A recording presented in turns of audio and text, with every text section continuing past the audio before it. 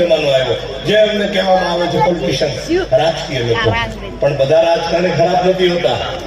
કિશોરભાઈની જેમ દેશભક્ત પણ હોય છે કે જે પોતાના દેશ માટે પોતાની જિંદગીની આહુતિ પણ આપી શકે. પણ અમુક પોલિટિશિયન લોકો એવું કર્યું કે પોતાના ખીચાઓ ભરવા માટે હિન્દુસ્તાનના ઝીણા ઝીણા ટુકડાઓ પાડવાની શરૂઆત કરી દીધી. ક્યાંક હિન્દુના નામ ઉપર, ક્યાંક મુસલમાનના નામ ઉપર, ક્યાંક ધર્મના નામ ઉપર, ક્યાંક આરક્ષણના નામ ઉપર, ક્યાંક લઘુમતીના નામ ઉપર, તો ક્યાંક બહુમતીના નામ ઉપર. પરિણામે ચીન અને પાકિસ્તાન જેવા દેશોને મોકો મળ્યો. આપણે દેશ સાથે યુદ્ધ કર્યા. 1962, 65, 69, 71 ભયંકર લડાઈઓ થઈ. સામી સાથે ચીન અને પાકિસ્તાનને બાંધી શક્યા. તો હવે શું કરે છે? પોતાના દેશમાં બનાવેલા હથિયારો લઈ પોતાના પાડેલા આતંકવાદીને મોકલ્યા કે જાઓ આ પેપરની જેમ ભારત માતાના પડાવે ઝીણા ઝીણા ટુકડાઓ કરી નાખો. એનું કારણ એક જ કે આતંકને કોઈ મઝહબ સાથે લેવા દેવા નથી. કારણ કે એક 56 માંથી નીકળેલી ગોળી ક્યારે કોઈનો મઝહબ પૂછીને છાતી નથી વીતતી. એને હિન્દુ મરે કે મુસલમાન મરે આનાથી કાંઈ ફરક નથી પડતો. એનો આશય તો છે આપણા દેશની જે ખૂબસૂરતી છે, આપણી એકતા છે, આ એકતાને તોડાવી પાડવા માટેના પ્રયાસો કરે છે. પણ આ આતંકવાદી દેશના સપનાઓ સફળ નથી થયા. એનું પણ એક સચોટ કારણ છે કે આખો ભારત દેશ ફર્યો છું. મને એટલી ખબર છે ભારતમાં ભલે અલગ અલગ ભાષાના, અલગ અલગ મઝહબના, અલગ અલગ પહેરવેશના લોકો રહેતા હોય, પણ દરેક હિન્દુસ્તાનીના હૃદયની અંદર ભારત માતા સૌથી પહેલા વસે છે. એ મંચ ઉપર પણ કીધું હતું અને તમારા સામે પણ કહું છું અને છાતી ઠોકીને કહું છું અને કોઈ પણ બીક અને શરમ રાખ્યા વગર કહું છું કે તાકાત નથી પાકિસ્તાનના બાપની કે આપણી ભારત માતાને એક પણ વાળ વાંકો કરી શકે. તો આપણા ટુકડાઓ કઈ રીતે થાય? ઇમ્પોસિબલ છે.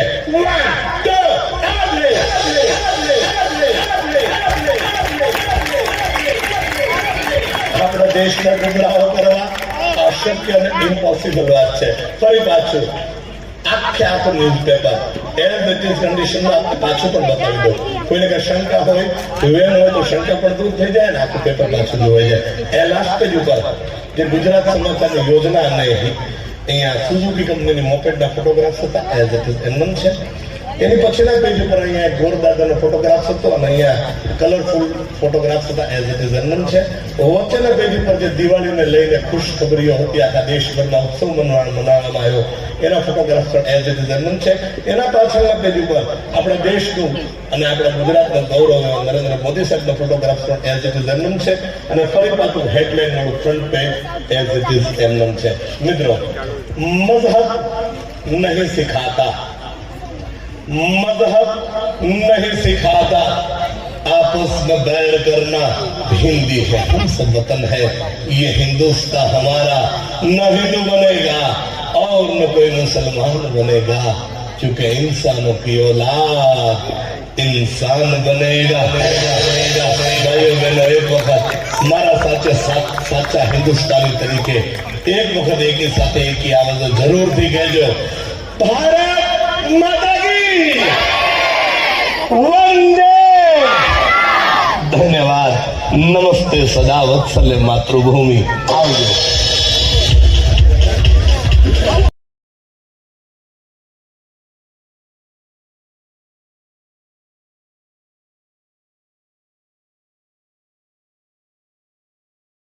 मिलती है जिनके सपनों में जान होती है, पंखों से कुछ भी नहीं होता, हौसलों से उड़ान होती है. જાગૃત રહ્યો જ અદભુત ખેલ જેને લઈને ગયો તો 2015ના વર્ષની અંદર રાજસ્થાનની અંદર આવેલા સિરોહી ગામ મુકામે કે જ્યાં આખા ભારત દેશના અંદરથી 500 કરતા વધારે ભારતીય જાદુગરોની વચ્ચે એક સ્પર્ધાનું આયોજન થયું હતું. આ 500 જાદુગરો વચ્ચેથી જે આઈટમો મને ધ બેસ્ટ મેજિશિયન 2015 નો એવોર્ડ જીતાડ્યો છે એ જ આઈટમ અસાધારણ, અદ્ભુત, અકલ્પનીય પ્રયોગ. This game is very dangerous, but it must be done. પેશ કરું છું મેં number 1 news item, award winning item. આઈટમનું નામ છે The Fan from Magician.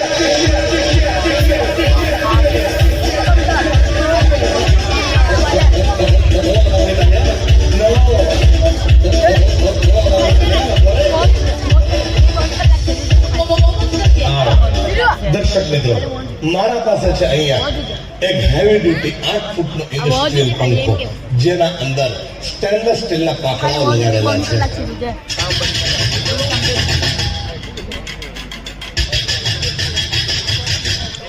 જ્યાં મિત્રો આ કોઈ સામાન્ય પંખો નથી કે કોઈ હવા ખાવા માટેનો સીલિંગ ફેન નથી, પરંતુ આ એક હેવી ડ્યુટી ઇન્ડસ્ટ્રીયલ ફેન છે. મોટી મોટી મિલોની અંદર, મોટી મોટી ઇન્ડસ્ટ્રીઓની અંદર હવાને અંદર બહાર કરવા માટે આવા ખતરનાક પંખાને લગાડવામાં આવે છે.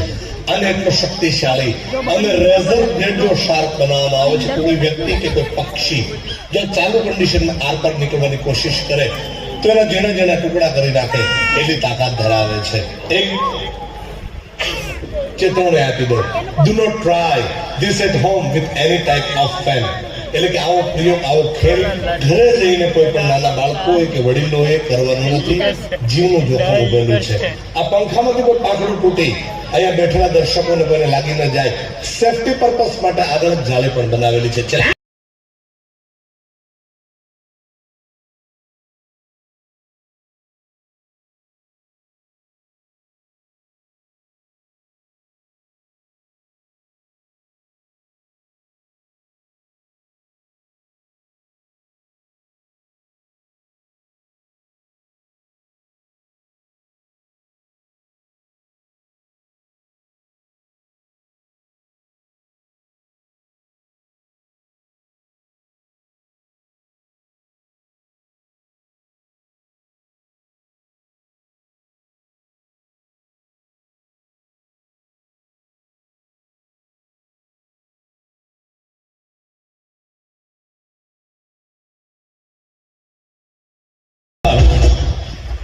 દર્શક મિત્રો, આ પંખાના અંદર ત્યાં વચ્ચેથી આર પાર નીકળી બતાવીશ.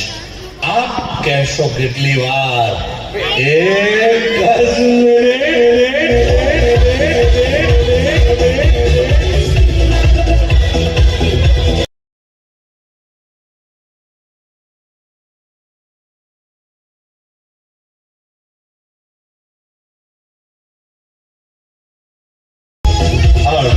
દર્શક મિત્રો, અહીંયા એક ટેમ્પરરી પડદાની દિવાલ ઉપર કરી દીધી. એટલા માટે પંખાના અંદરથી આર પાર નીકળવા ફરજિયાત તારે પંખાની વચ્ચેથી નીકળવું પડે, એટલા માટે એક આદર્શ એક દિવાલ બનાવી દીધી. ચલા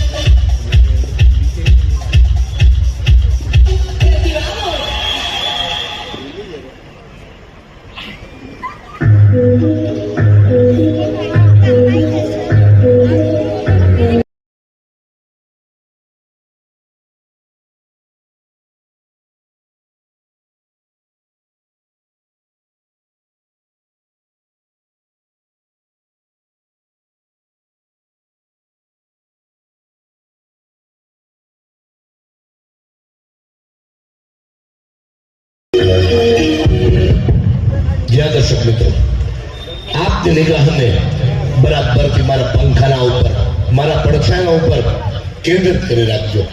આ કોઈ વિડીયોગ્રાફીની શૂટિંગ નથી ચાલી રહ્યું કે માત્ર પડછાયા લીબડી રહ્યો.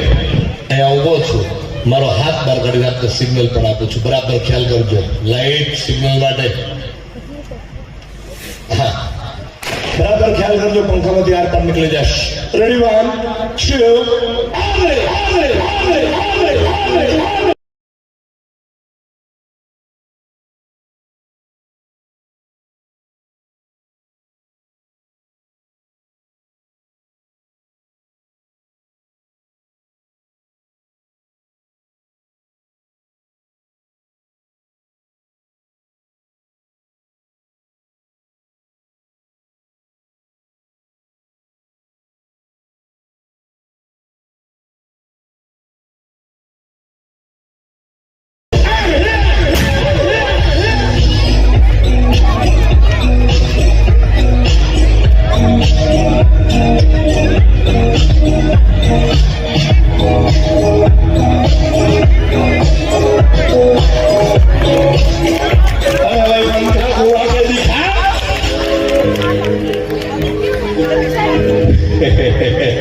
દર્શક મિત્રો, this is the fact. पैसे हीरे या मोती मर्जी चाहे उतना इकट्ठा कर लो, पैसे हीरे या मोती, लेकिन एक बात का ख्याल रहे मेरे दोस्त कि कभी कफन में कोई जेब नहीं होती होती होती होती होती होती होती જ્યાં મિત્રો એવો એક અદભુત ખેલ આપના સમક્ષ લઈને આવ્યો છું, જે પ્રયોગે 2021ના વર્ષની અંદર ઇન્ટરનેશનલ મર્લિન એવોર્ડથી આપના નાના ભાઈને વિશ્વ કક્ષાના એક જાદુગરોના મંચ ઉપર સન્માનિત કરવામાં આવ્યો છે, જે આઈટમ માટે મને મર્લિન એવોર્ડ પણ આપવામાં આવ્યો છે. જ્યાં મિત્રો આજના યુગની અંદર લાકડાઓ કાપવા માટે, ઝાડવાઓ કાપવા માટે આપણે સામાન્ય કટરનો ઉપયોગ કરતા હતા, પરંતુ અત્યારના યુગની અંદર આવા આધુનિક મશીનરી દ્વારા ચેન્સો નો ઉપયોગ કરવામાં આવે છે. ફૂલ લાઈટ ચેન્સો. આ માત્ર અવાજ કરતું કટર નથી,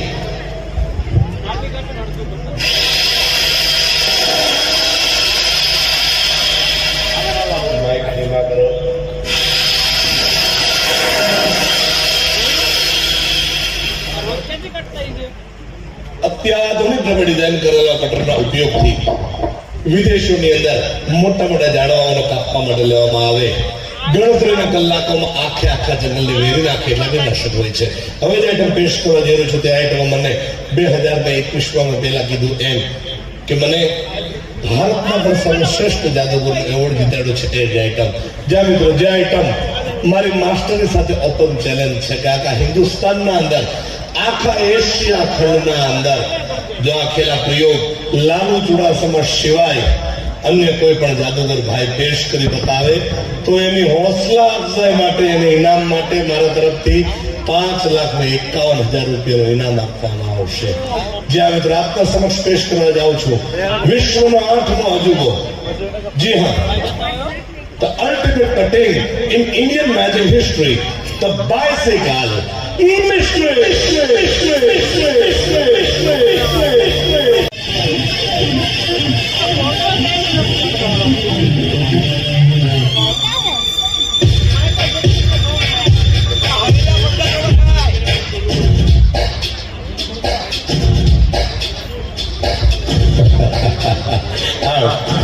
The bicycle mystery.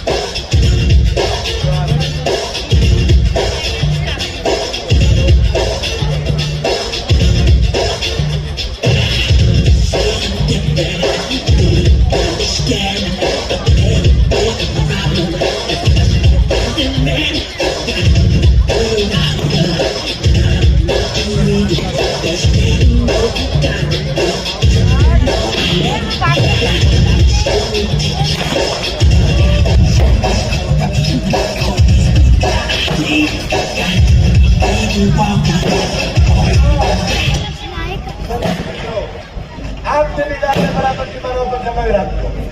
જો હૃદય ધબકારો ન ચૂકી જાય.